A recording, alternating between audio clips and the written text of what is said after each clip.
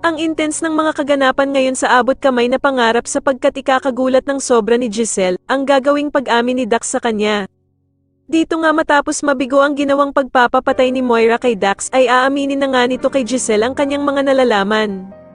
Samantala ay maiipit nga itong si Zoe dahil sa maguguluhan ito kung susundin ba niya ang utos ng kanyang inang si Moira na tuluyan itong si Dax o mas uunahin niyang sundin ang pagiging doktor niya para gamutin nga itong si Dax.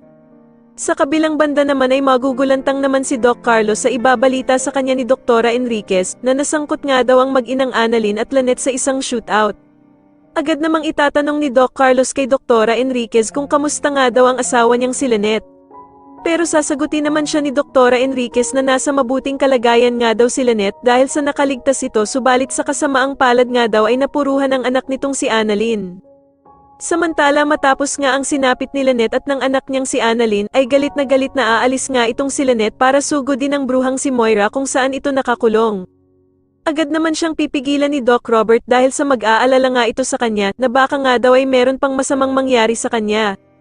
Sa kabilang banda naman ay wala naman silang kaalam-alam na nauna na pala itong si Aling Susan sa kulungan ni Moira, at dito nga ay gulat na gulat si Moira dahil sa makakatikim siya ng mga malalakas na sampal mula sa kamay ni Aling Susan.